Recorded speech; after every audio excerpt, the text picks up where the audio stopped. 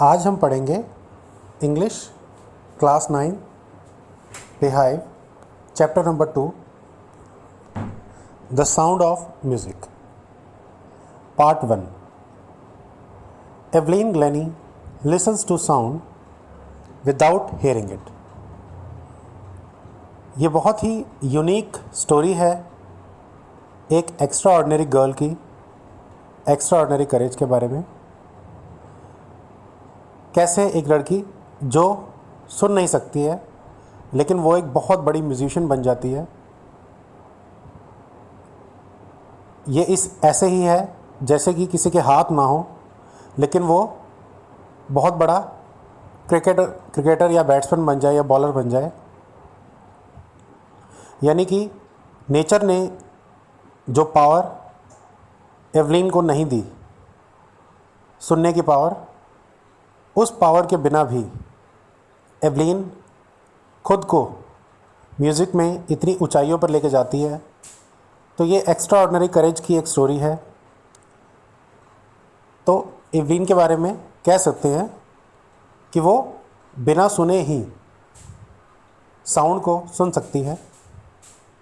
Before you read, God may have taken her hearing, but He has given her back something extraordinary। यानी भगवान ने उससे, aeolian से, सुनने की ताकत तो छीन ली थी लेकिन उसके बदले में उसे कुछ बहुत ही एक्स्ट्रा ऑर्डिनरी दे दिया। What we hear, she feels। जो चीज़ें हम अपने कानों से सुन सकते हैं उन्हें वो फील करती है। Far more deeply than any of us. जितना हम फील कर सकते हैं सभी, हम सब से कहीं ज़्यादा गहराई तक वो चीज़ों को फील कर सकती है। That is why she expresses music so beautifully. और इसलिए वो म्यूज़िक को, संगीत को बहुत ही सुंदर तरीके से एक्सप्रेस कर सकती है। Read the following account of a person who fought against a physical disability and made her life a success story। तो ये कहानी एक ऐसे इंसान के बारे में है जिसने अपनी लाइफ की मुश्किलों को, जो डिसेबिलिटी है उसके अंदर, उसके बावजूद उसने अपनी लाइफ में बहुत सक्सेस हासिल की। तो उसका पूरा स्ट्रगल का स्टोरी हम देखते हैं। चैप्टर की स्टार्टिंग होती है, rush hour crowds jostle for position on the underground train platform. Rush hour का मतलब भीड़ का समय है और हर कोई वहाँ पर अपनी जगह पाने के लिए भीड़ में, जो अंडरग्राउंड ट्रेन का प्लेटफॉर्म है वहाँ पर अपनी जगह पाने के लिए जद्दोजहद कर रहा है। जॉस्टल मतलब धक्का मुक्की। A slight girl looking younger than her 17 years। एक छोटी सी लड़की जो कि 17 साल से भी छोटी लग रही है, जो उसकी रियल एज है, was nervous yet excited as she felt the vibrations of the approaching train। यानी ये लड़की जो है नर्वस थी लेकिन एक्साइटेड भी थी और साथ ही साथ ट्रेन के आने की वाइब्रेशन, स्टेशन पर पहुंचने की वाइब्रेशन उसे फील हो रही थी। It was her first day at the prestigious royal academy of music in London and daunting enough for any teenager fresh from a Scottish farm। यानी ये एलन ग्लेनी का पहला दिन है रॉयल अकेडमी ऑफ म्यूज़िक, जो कि London में है, जो कि बहुत प्रेस्टिजियस ऑर्गेनाइजेशन है, म्यूज़िक के लिए फेमस है। और ये किसी भी टीनेजर के लिए जो कि स्कॉटिश फार्म का मतलब किसी गांव की तरफ रहने वाले एरिया से आया हो, कोई भी टीनेजर, उसके लिए अपने आप में बहुत बड़ी बात हो सकती है। But This aspiring musician faced a bigger challenge than most. She was profoundly deaf. लेकिन किसी भी आम टीनेजर से ज़्यादा मुश्किल एवलिन को फेस करनी पड़ रही है, और वो है कि वो बिल्कुल भी सुन नहीं सकती। Evelyn Glennie's loss of hearing had been gradual. Evelyn का जो सुनने की ताकत का ख़त्म होने का जो आप कह सकते हैं, ये जो प्रॉब्लम है ये अचानक नहीं हुआ, ये धीरे धीरे करते करते ऐसा होता गया। Her mother remembers noticing something was wrong when the 8-year-old Evelyn was waiting to play the piano. Evelyn की जो मदर हैं उन्हें याद आता है कि एवलिन जब 8 साल की थी और पियानो बजाने के लिए कोशिश कर रही थी, तो उन्हें लगा कि कुछ तो गलत है, कुछ तो गड़बड़ हो रहा है उसके साथ। उन्होंने उसे उसके नाम से बुलाया, लेकिन एवलिन ने बिल्कुल भी कोई मूवमेंट नहीं की, जैसे उसे कुछ सुनाई ही ना दे रहा हो। उस पर उसकी मदर कहती हैं, मुझे अचानक लगा कि एवलिन को सुनाई नहीं दिया है। और उनकी मदर का नाम है इज़ाबेल ग्लैनी। काफ़ी देर तक एवलिन जो थी उसने अपने इस ना सुन पाने की जो डिसेबिलिटी थी उसे अपने फ्रेंड्स और टीचर से छुपाए रखा।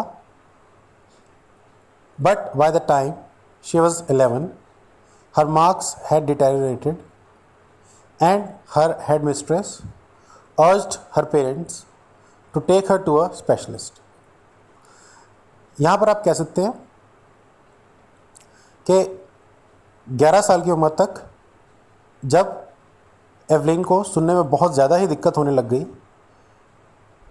तो उनके स्कूल के हेड मिस्ट्रेस ने उसके पेरेंट्स को ये रिक्वेस्ट की या समझाया उन्हें कि अब एवलिन को आपको किसी स्पेशलिस्ट को दिखाना चाहिए। और जब ऐसा किया गया तो ये पता लगा कि उसकी सुनने की जो ताकत है वो उसकी एक नर्व डैमेज, यानी कि किसी एक नस के ख़राब होने की वजह से उसकी सुनने की ताकत बहुत बुरे तरीके से अफेक्ट हो चुकी है। और उन्हें ये एडवाइस दी गई कि एवलिन को हेयरिंग एड्स, यानी कि कानों में कुछ मशीन्स होती है जिनसे सुनने में आसानी होती है, इस तरह की मशीन्स पहनाई जानी चाहिए कान में उसके, and sent to a school for the deaf. और एवलिन को जो डेफ लोग होते हैं जो सुन नहीं सकते, उनके स्कूल भेज दिया जाना चाहिए। Everything suddenly look black says Evelyn. Evelyn कहती है कि जब मैंने ये सिचुएशन को महसूस किया तो मुझे ऐसा लगा कि सब कुछ जैसे अंधेरा अंधेरा हो गया है, यानी मेरी लाइफ में अचानक से बिल्कुल सब कुछ ख़राब हो गया है। लेकिन एवलिन इस पर हार मानने वाली नहीं थी। वो अपने लाइफ को बहुत नॉर्मल तरीके से जी लेना चाहती थी और म्यूज़िक में जो उसका इंटरेस्ट था उसको पूरा करना चाहती थी। एक दिन उसने देखा कि एक लड़की ज़ाइलोफ़ोन, जो कि एक म्यूज़िकल इंस्ट्रूमेंट होता है, उसे बजा रही थी। और ये डिसाइड किया उसने कि वो भी उसे बजाने की कोशिश करेगी। ज़्यादातर टीचर्स ने उसे इसके लिए मना किया ऐसा करने से, लेकिन परकशनिस्ट रॉन फॉब्स, परकशनिस्ट एक person who plays the drum, the tabla, यानी वो इंसान जो कि ड्रम या तबला बजाते हैं, उनका नाम था रॉन फॉब्स। उन्होंने एवलिन का जो पोटेंशियल था उसे पहचाना। He began by tuning 2 large drums to different notes. उन्होंने 2 बड़े बड़े ड्रम्स को अलग अलग नोट्स के साथ बजाना शुरू किया, ट्यून करना शुरू किया उन्हें, यानी उनके अंदर वाइब्रेशन या बजाना शुरू किया उन्हें। और इसके बाद वो एवलिन को कहते थे कि उसे अपने कानों से मत सुनो, उसे किसी और तरीके से महसूस करने की कोशिश करो। एवलिन कहती हैं, अचानक मुझे रियलाइज़ हुआ कि मैं अपनी वेस्ट और वेस्ट के नीचे वाले एरिया में वो जो वाइब्रेशन थी उन्हें महसूस कर सकती थी। और रॉन फॉब्स ने ये सेम एक्सरसाइज एवलिन को बार बार रिपीट करवाई और जल्दी ही एवलिन को ये समझ में आ गया कि वो म्यूज़िक के जो नोट्स हैं उन्हें अपनी बॉडी के डिफरेंट पार्ट्स में महसूस कर सकती थी, उनकी वाइब्रेशन। और एवलिन ने उन साउंड्स और वाइब्रेशंस के लिए अपने माइंड को और अपनी बॉडी को एक तरह से उन वाइब्रेशंस के साथ ओपन कर लिया कि वो उन साउंड्स और वाइब्रेशंस को अपनी बॉडी और माइंड से महसूस कर सकती थी। और उसके बाद जो भी उसने किया वो उसका हार्डवर्क और दृढ़ निश्चय, जिसे हम कहते हैं डिटर्मिनेशन, के थ्रू उसने वो सब अचीव किया। उसके बाद एवलिन ने कभी भी पीछे मुड़कर नहीं देखा। उसने एक यूथ ऑर्केस्ट्रा होता है जो बैंड बाजा बजाते हैं, उसके साथ यूनाइटेड किंगडम का भी, यूके का भी टूर किया। और ऐसा उसने तब किया जब वो सिर्फ 16 साल की थी। और तब उसने डिसाइड किया कि वो म्यूज़िक को अपनी ज़िंदगी बना लेगी। उसने रॉयल अकेडमी ऑफ म्यूज़िक के लिए ऑडिशन भी दिया और उस एकेडमी की हिस्ट्री में सबसे ज़्यादा मार्क्स लेने वाले स्टूडेंट्स में अपना नाम लिखवा लिया। She gradually moved from orchestral work to solo performances. और धीरे धीरे करते करते उसने उस ऑर्केस्ट्रा यानी कि जो ग्रुप था बैंड बाजा बजाने वाला, उससे हटकर उसने अकेले परफॉर्म करना शुरू कर दिया। और जब उसने अपना 3 साल का कोर्स कंप्लीट किया तो वो ज़्यादातर बड़े बड़े अवार्ड्स जीत चुकी थी। और इन सब के लिए एवलिन जो है, Evelyn won't accept any hint of heroic achievement. इस पर एवलिन एक बहुत ही अच्छी बात बोलती हैं। वो कहती हैं कि इसमें कोई बहुत ही बहादुरी की बात नहीं है, ये सब हार्डवर्क की वजह से होता है। और अगर आपको पता हो कि आपको क्या करना है तो आप ज़रूर वहाँ पहुँच जाएंगे जहाँ आप पहुँचना चाहते हैं, यानी कि वो अचीव कर पाएंगे जो आप अचीव करना चाहते हैं। और ऐसा करते करते एवलिन टॉप तक पहुँच गई और पूरी दुनिया की सबसे ज़्यादा, आप जिसे कह सकते हैं, पहचान पाने वाली मल्टी परकशनिस्ट, यानी कि जो एक साथ कई इंस्ट्रूमेंट्स बजा सकती थी, with a mastery of some 1000 instruments and hectic international schedule. और उसने कई सारे म्यूज़िकल इंस्ट्रूमेंट्स को बजाने में मास्टरी हासिल कर ली थी। और इन सब की वजह से उसका इतना नाम हो गया था कि उसको पूरी दुनिया भर में ट्रैवल करना पड़ता था और उसका शेड्यूल बहुत ही बिजी रहता था। यानी एक ऐसी लड़की जो सुन नहीं सकती, उसने म्यूज़िक में इतना नाम कमा लिया कि पूरी दुनिया भर में उसे इनवाइट किया जाता था म्यूज़िक प्ले करने के लिए। It is intriguing to watch Evelyn function so effortlessly without hearing. यानी ये बहुत ही हैरान कर देने वाला एक्सपीरियंस था उन सब के लिए जो एवलिन को इतना एफर्टलेसली, यानी बिना कोई ख़ास मेहनत किए हुए, ऊपर ऊपर से देखने में ऐसा लगता था जैसे वो कोई ख़ास मेहनत नहीं कर रही है और इतना अच्छा म्यूज़िक बजा लेती थी। एफर्टलेस होना मतलब कोई किसी काम में इतना अच्छा हो कि उसे कोई ख़ास एफर्ट करना ही ना पड़े और वो उस काम को बहुत बढ़िया तरीके से कर लेता हो। In our 2-hour discussion, she never missed a word. Men with bushy beards give me trouble, she laughed. It is not just watching the lips, it's the whole face, especially the eyes. तो इस पर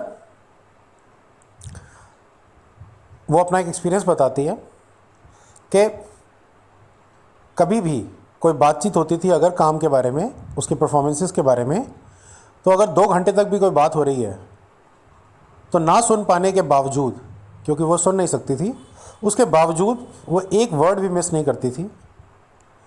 और इसी में वो मजाक में भी एक बात कहती हैं कि देख तो वो सकती थी ऑब्वियसली, तो वो लोगों की लिप मूवमेंट को देखकर पता लगाती थी कि वो क्या बोल रहे हैं। इस पर वो मजाक में कहती हैं कि मुझे उन लोगों को सब बात समझने में मुश्किल होती है जिनकी बियर्ड हो या दाढ़ी हो, क्योंकि उनकी लिप मूवमेंट समझना, देख पाना थोड़ा सा कंफ्यूजिंग हो सकता है, मुश्किल हो सकता है। नाउ तो वो कहती हैं कि मैं पूरे चेहरे और आँखों को कि जो हाव भाव है उससे समझने की कोशिश करती हूँ कि सामने वाला किस तरह की बात कर रहा है। तो इस पर इवलिन और बताती हैं कि वो बहुत ही फ्लॉलेसली अपनी लैंग्वेज स्कॉटिश लिल्ट का मतलब स्कॉटिश बोलने का जो तरीका है, उस लैंग्वेज को बहुत ही अच्छे से बोल पाती थी। इवलिन कहती है कि मेरी जो लैंग्वेज है वो बहुत, बोलने का जो तरीका है बहुत क्लियर है, क्योंकि जब मैं 11 साल की थी तब तक मैं अच्छे से सुन सकती थी। लेकिन इसमें एक हैरान कर देने वाली बात यह है कि इवलिन ने फ्रेंच और बेसिक जैपनीज़ में मास्टरी हासिल कर ली, क्योंकि 11 साल तक तो उन्होंने अपनी लैंग्वेज सीखी, मगर उसके बाद किसी दूसरी लैंग्वेज को सीख पाना, और जिस लैंग्वेज को जो लोग आसानी से सुन सकते हैं, देख सकते हैं, सब कुछ महसूस कर सकते हैं, उनके लिए मुश्किल होता है। तो इवलिन ने ये कारनामा कैसे किया होगा, ये शो करता है कि वो कितनी ज़्यादा हार्ड वर्किंग और डिटरमाइंड थी अपने काम के लिए, जो भी वो करना चाहती थी उसको सीखने के लिए। As for music she explains, it pours in through every part of my body. Evelyn कहती हैं कि म्यूज़िक जो है, संगीत जो है, वो मेरे पूरे शरीर के सभी हिस्सों में मुझे महसूस होता है। It tingles in the skin, my cheek bones and even my hair. यानी मेरी जो स्किन है उसमें जैसे म्यूज़िक बह जाता है, और मेरे जो चीक बोन्स हैं, चीक बोन्स का मतलब जो हमारे चीक होते हैं, गाल होते हैं, उनकी जो हड्डियाँ होती हैं, और मुझे अपने बालों में भी म्यूज़िक महसूस होता है। When she plays the xylophone, she can sense the sound passing up the stick into her fingertips. वो कहती है कि जब वो xylophone, जो कि एक म्यूज़िकल इंस्ट्रूमेंट होता है, तो वो कहती है कि मैं म्यूज़िक को जिस स्टिक से वो xylophone प्ले करती थी, बजाती थी, उससे अपनी उंगलियों की टिप्स तक महसूस कर सकती थी वो।